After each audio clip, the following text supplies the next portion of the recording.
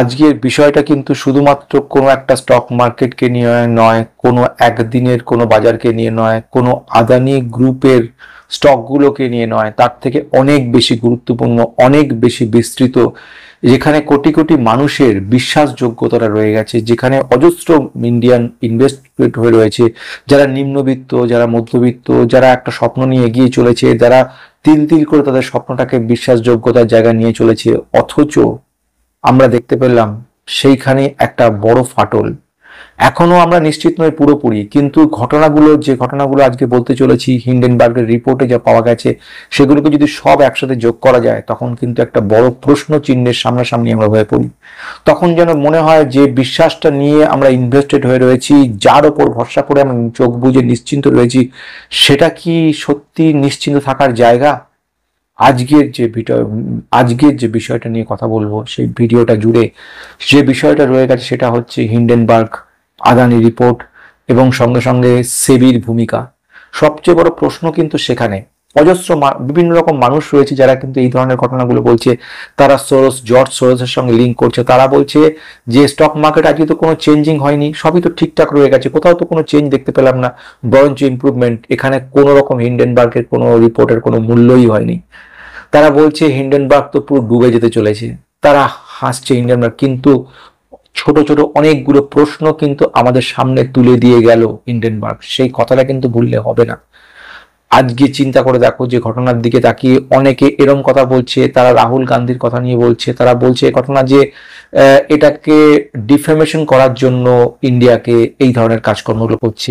Foreign institution investor যারা এখানে invest করতে চেয়েছে কিন্তু ইনভেস্ট করতে পারছে না, তারা কি করছে, কিছু গুজব সৃষ্টি করার চেষ্টা করছে এবং তার জন্য প্রচুর পরিমাণে টাকা হিন্ডেনবার্গকে দিয়েছে।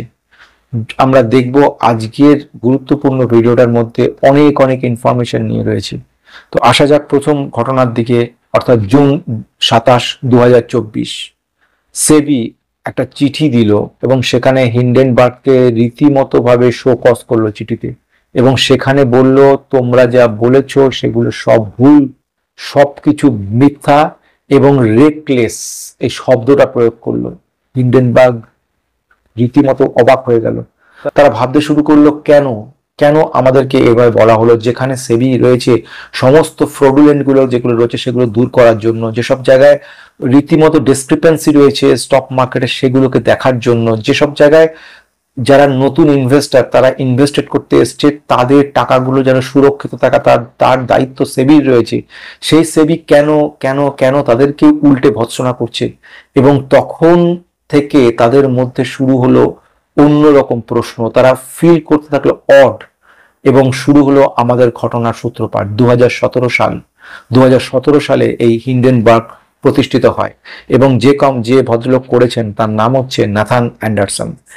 তিনি এই যে কাজগুলো, অর্থাৎ বিভিন্ন সারা বিশ্বের সমস্ত কোম্পানি যেগুলো রয়েছে, তাদের যে সমস্ত ফ্রডগুলো রয়েছে, তাদের যে নেগেটিভনেসগুলো রয়েছে, সেগুলো বিভিন্ন হুইসল ব্লোয়ার, অর্থাৎ সেই কোম্পানির যেসব লোকগুলো আছে তাদের ভিতর থেকে কর্মচারী হোক, কাজ করে হোক, সেখানে তাদের কাছ থেকে খবরাখবর নেওয়া শুরু করলো এবং সে সমস্ত খবরগুলো নিয়ে সেইগুলোকে প্রকাশ করা শুরু করলো। এরা এক ধরনের শর্ট সেলিং করতো, অর্থাৎ বড় বড় কোম্পানিগুলোর তথ্যগুলো বের করতো, ফাঁদগুলো বের করতো, যেখানে যেখানে গন্ডগোলগুলো রয়েছে, ডিসক্রিপেন্সিগুলো রয়েছে, সেগুলো খুঁজে বের করতো, সেগুলো প্রকাশ করতো, ফলে সেসব স্টকগুলোর পড়ে যেত। ফলে ওরা এইগুলোর ফায়দা তুলতো, তারা অনেক দামে, যেগুলো প্রেজেন্ট দামে কিনতো এবং শর্ট সেল করতো, বিক্রি করে দিত, ফলে দামটা যখন পড়ে যেত তখন ওরা কিনে নিত। অর্থাৎ এর মাধ্যমে তারা কিন্তু বিশাল টাকা ইনকাম করতো। এই হিন্ডেনবার্গ যে ঘটনাটা নিয়ে তৈরি, সেই হিন্ডেনবার্গের মেইন বক্তব্যগুলো ছিল, তার মধ্যে প্রধান যে ব্যাপারটা ছিল সেগুলো হচ্ছে বেশ কিছু কোম্পানির ক্ষেত্রে প্রচুর ইনফরমেশন এরা গ্রহণ করতো এবং ওরা জানতো যে এইসব ইনফরমেশনগুলো যদি কোনো ভুল ইনফরমেশন হয় তাহলে তার ব্যথা কিন্তু ওদেরকে বিশালভাবে পেতে হবে। জেনে জানো, এই মুহূর্তে বেশ বড় বড় কোম্পানির কথা বলবো, যেরকম নিকোলা রিপোর্ট বের করেছিল ওরা, সেখানে ক্লোভার হেলথেও কিন্তু ওরা ফ্রড বের করেছিল। এছাড়া হচ্ছে ইচান এন্টারপ্রাইজেও এরা কিন্তু ফ্রড বের করেছিল, এবং আদানি গ্রুপ এদের ক্ষেত্রেও এরা ফ্রড বের করেছিল, এদের ক্ষেত্রে ডিসক্রিপেন্সি বের করেছিল। আনডিসক্লোজ প্রচুর অ্যাসেটস রয়েছে, সেগুলোকে ইনফরমেশনগুলো যাতে সাধারণ মানুষ পায় তার ব্যবস্থা সে করেছিল, এবং এই নিয়ে সেবির কাছে রিপোর্ট দিয়েছিল কিভাবে ফ্রড করা হয়, কিভাবে অনেক বেশি স্টক ম্যানিপুলেশন করা। বলা হয়েছিল যেসব স্টকগুলোর যা দাম ভ্যালুয়েশন তার থেকে অনেক বেশি ভ্যালুয়েশনে সব স্টকগুলোকে কিন্তু বিক্রি করা হচ্ছে। এইভাবে সাবধান করো সাধারণ মানুষদেরকে। কিন্তু এইখানে শুরু হলো ঘটনার সূত্রপাত। সেবি একদমই কর্ণপাত করলো না, না কর্ণপাত করে উল্টে রীতিমতো ভর্ৎসনা করলো। নমস্কার বন্ধুরা, আমি সৌম্য, সবাইকে স্বাগত জানাচ্ছি। আজকের ইন্টারেস্টিং ভিডিওর মধ্যে আমরা জানবো হিন্ডেনবার্গের ডিটেলস ঘটনাটা আদানিকে নিয়ে, তার পরবর্তীকালে সেবির উপরে তাদের পুরো ইনফরমেশনগুলো খুঁজে খুঁজে বের করা। আমরা জানবো কিভাবে কোন কোন জায়গা থেকে সেবি চেয়ারপারসন মাধবী কিভাবে এই জায়গাগুলোতে আমাদের সাধারণ মানুষদেরকে একটা অদ্ভুত ধরনের বিশ্বাসযোগ্যতার জায়গায় কিন্তু আঘাত করেছে। আমরা আজও অতি সাধারণ ইনভেস্টর ট্রেডাররা কিন্তু রীতিমতো অবাক হয়ে ভাবছি যে আসল ঘটনাটা কি। আসা যাক আসল ঘটনার দিকে। গল্পের শুরু হলো জুন 2015 থেকে। সেখানে একজন উচ্চবিত্ত দম্পতি তারা ইনভেস্টমেন্ট করেছিল একটা বিদেশি কোম্পানিতে, বিদেশি ইনভেস্টমেন্ট ফার্মে। কোম্পানিটা ছিল মরিশাসের, এবং কোম্পানির যে ফান্ডটা আইপি প্লাস ফান্ড ছিল, সেখানে আইএফএল ইন্ডিয়ার তরফ থেকে ইনভেস্টমেন্ট করা হয়। এবং সেখানে যেদিন করা হয় 5 জুন 2015-তে। এবং খুব ইন্টারেস্টিং জিনিস সেটা হচ্ছে জানা যায় যেটা ওই ইনফরমেশনগুলো থেকে খাতা খুঁজে বেরোয় যে ভদ্রলোকের নাম, তার নাম হচ্ছে ধবল বুচ, এবং মহিলা যিনি ছিলেন তার নাম হচ্ছে মাধবী বুচ। এবং এখানে এদের শুধু নাম নয়, এদের অ্যাড্রেস, ফোন নাম্বার, নেটওয়ার্থ এবং সমস্ত সঙ্গে সঙ্গে ডেট অফ বার্থ সবকিছু কিন্তু বেরোয়। এটা বের করে কোম্পানির হুইসেল ব্লোয়ার যারা তারা। হিন্ডেনবার্গ হচ্ছে এমনই একটা কোম্পানি যেখানে তারা যদি সন্দেহ হয় কোনো কিছুর, তারা শেষ পর্যন্ত কিন্তু যায়, এবং সেখানে খুঁজতে খুঁজতে প্রচুর পর্যন্ত, মানে কেঁচো খুঁড়তে যাকে বলা হয়, গোখরো সাপ, সেই খুঁজে খুঁজে বের করা শুরু করে দিল তারা। সেই মুহূর্তে ধবল বুচ ছিল প্রকিউরমেন্ট অফিসার ইউনিলিভার, এবং মাধবী সেই সময় কিন্তু ডাইরেক্টর ছিল। যে কোম্পানিটা, বন্ধুরা, সে কোম্পানিটা একটু মনে রাখতে হবে, সে কোম্পানিটার নাম হচ্ছে অঘোরা অ্যাডভাইজারি। এই কোম্পানিটার মেজর স্টেক কিন্তু নিজেই কিনে রেখেছিল মাধবী। এবং শুরু হলো তার জার্নির পরবর্তী ঘটনাগুলো। জুন 2015 থেকে মার্চ 2017 পর্যন্ত কিন্তু কোনো ঘটনা ঘটেনি। নিশ্চিন্তে নির্ভাবনায় ইনভেস্টমেন্ট চলেছিল। 17 এপ্রিল মাসে মাধবী চেয়ারপারসন সেবির হয়ে রিক্রুট হয়, এবং সেই সময়তে সে মেল করে এই কোম্পানি আইপি প্লাসকে, এবং সেখানে বলে এই ফান্ডটার কথা নিয়ে যে এরপর থেকে কিন্তু টোটাল স্টেকটা সোল রিপ্রেজেন্ট করবে ধবল বুচ, ওনার হাজবেন্ডের কথা নিয়ে বলে। এবং এই ঘটনাটাই হলো সূত্রপাত। এই যে কোম্পানিটা আইপি প্লাস, এই টোটাল ফান্ড কিন্তু আদানির সঙ্গে যুক্ত রয়েছে, এবং আদানির যেসব স্টকগুলোতে ওভার ভ্যালুড করা হয়, যেসব স্টকের ম্যানিপুলেশনগুলো করা হচ্ছে, যেসব স্টকগুলো কাজগুলো করা হয়, সেই সমস্ত আদানি স্টকগুলো কিন্তু আইপি প্লাস ফান্ডের সঙ্গে যুক্ত রয়েছে। আইপি ফান্ড এইসব আদানি স্টকগুলোকে কিনছে এবং ম্যানিপুলেশন করতো সে সময় দিয়ে, তার হিসেব কিন্তু পাওয়া যায়। অ্যাটেম্প নাম্বার 2, ফান্ড যেটা ইনভেস্টেড করে তার নাম হচ্ছে গ্লোবাল ডাইনামিক অপরচুনিটি ফান্ড। এই ফান্ডটা ছিল বারমুডার। প্রায় $8,75,000 কিন্তু এখান থেকে উইথড্র করার কথা বলা হয়, অর্থাৎ 100% ইউনিটটা কিন্তু উইথড্র বা রিডেমশন করার জন্য চিঠি দেয়, এবং সেই চিঠিটা দিয়েছে মাধবী তার নিজের পার্সোনাল ইমেল থেকে। একটা সন্দেহ আস্তে আস্তে দানা বাঁধছে কিন্তু ঘটনাগুলোর সঙ্গে, যুক্ত করছে, 2 2 4 হয়ে যাচ্ছে। যদি আরেকটু নজর দিয়ে তোমরা দেখো, সে সময় মাধবী কিন্তু হোল টাইম সেবি চেয়ারপারসন ছিলেন, সেই অবস্থায় উনি মেল করেছিলেন। তার থেকেও বড় ঘটনা ছিল এই যে সেকেন্ড ফান্ডটা, সেই যে ফান্ডটার কথা আমি বলছি, গ্লোবাল ডাইনামিক অপরচুনিটি ফান্ড, এটার সঙ্গে আদানি স্টকের বিশেষভাবে যুক্ত রয়েছে। অর্থাৎ গভীরতা আস্তে আস্তে বাড়ছে বন্ধুরা। এইখানে শুরু হচ্ছে দ্বিতীয় ঘটনার সূত্রপাত। এখানে রহস্য আস্তে আস্তে ঘনীভূত হয়ে যাচ্ছে এবং কোনো না কোনো জায়গা থেকে সিক্স সেন্স বলছে, কোনো না কোনোভাবে আদানি সেবি যুক্ত রয়েছে কোনো জায়গা থেকে, এবং এটা প্রকাশিত করার চেষ্টা করছে, যেখানে এত 130 পাতার হিন্ডেনবার্গ রিপোর্টে ছত্রে ছত্রে লেখা অজস্র সমস্ত প্রমাণ, যেসব প্রমাণগুলো প্রতিনিয়ত প্রমাণ করছে, বলছে যে দোষী দোষী এবং দোষী বহু ক্ষেত্রে অতি সাধারণ মানুষদের, গরিবদের যেসব টাকা পয়সা আদানিতে রয়েছে সেগুলো যে কোনো মুহূর্তে শেষ হতে পারে। নট অনলি দ্যাট, ইন্ডিয়ান ইকোনমিকে একটা বড় মাত্রা ধাক্কা দিতে পারে। সেখানে এখন অতি সাধারণ মানুষরা এইগুলো গুজব ছড়াচ্ছে যে নাকি এইসবগুলো ফরেন ইনস্টিটিউশন ইনভেস্টরদের বদনামি করার চেষ্টা, ভারতকে বদনাম করার চেষ্টা, সঙ্গে সঙ্গে এফআইআইরা কিনতে পারেনি বলে বদনাম করিয়ে দাম কমিয়ে এরপরে কিনবে বলে চিন্তা ভাবনা, কিংবা সোরসের সঙ্গে যুক্ত হওয়া, এই সবগুলো বলে ধামাচাপা দেওয়ার যে চেষ্টাটা করছে, তার তৃতীয় ঘটনাটা আমি আজকে conflict of interest. Conflict of interest বন্ধুরা খুব একটা অদ্ভুত বিষয়, যেখানে আমার ইন্টারেস্টটা আমার সঙ্গে মিলছে না। আমি মুখে যা কথা বলছি এবং আমি যা কাজ করছি দুটোর মধ্যে কিন্তু বেনিয়ম হয়ে যাচ্ছে, নিয়ম ঠিক থাকছে না। আমি এক জায়গায় এক ধরনের কথা বলছি, আরেক জায়গায় আরেক ধরনের কথা বলছি। কেন বললাম এই কথাটা? শুরু হচ্ছে এটা নিয়ে 27শে মার্চ 2013 মাধবীপুরীর ঘটনা নিয়ে শুরু, তার ইতিহাস। সে সময় যে কোম্পানি রেজিস্টার্ড করেছিল সে কোম্পানির নাম হচ্ছে অঘোরা পার্টনার্স। তার 100% কিন্তু শেয়ার হোল্ডার ছিল মাধবী।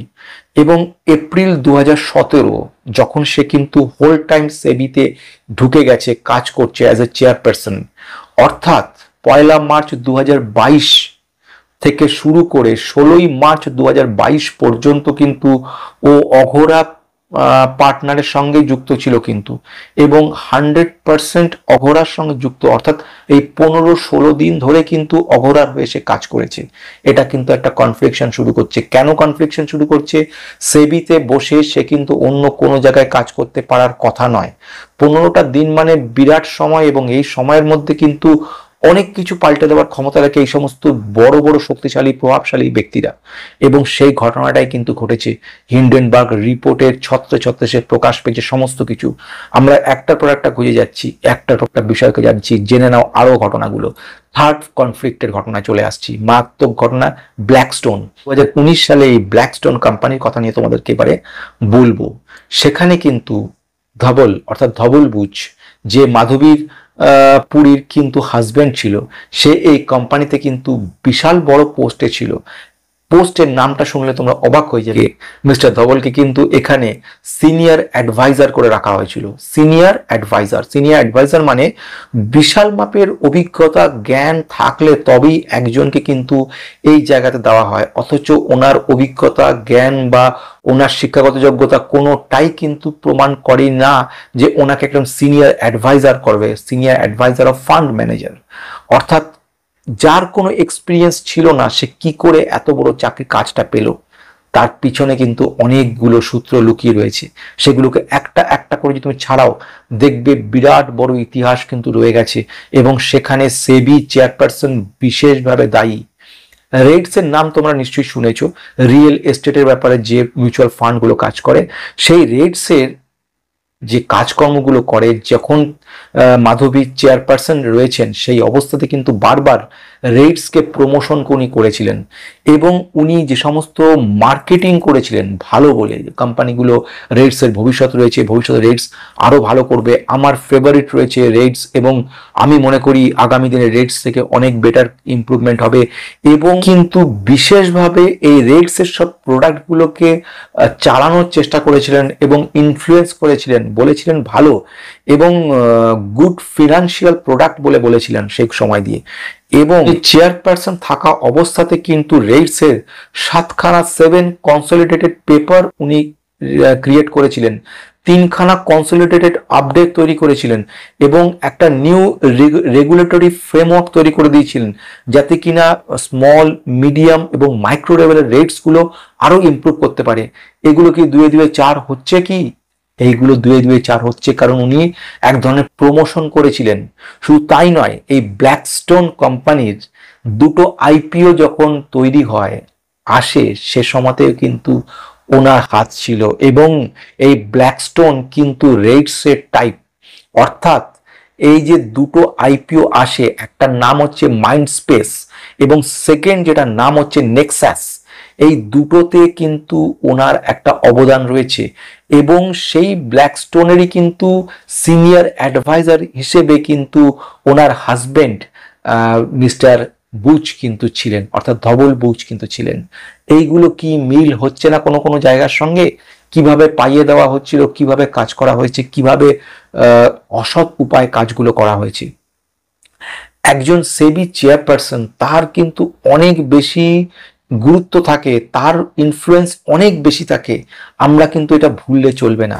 হিন্ডেনবার্গ এই সমস্ত ঘটনাগুলোকে একটা একটা করে যোগ করে একটা মালার মতো সৃষ্টি করেছে এবং আমাদের মতো সাধারণ মানুষদের ভাবতে বাধ্য করেছে। আমরা কিন্তু কোনো মতে এইটাতে ভাবতে বাধ্য নই যে কতটা কে দায়ী, কতটা কে দায়ী নয়। আমাদের কাছে সবচেয়ে গুরুত্বপূর্ণ বিষয় হচ্ছে আমাদের ইনভেস্টমেন্টটা।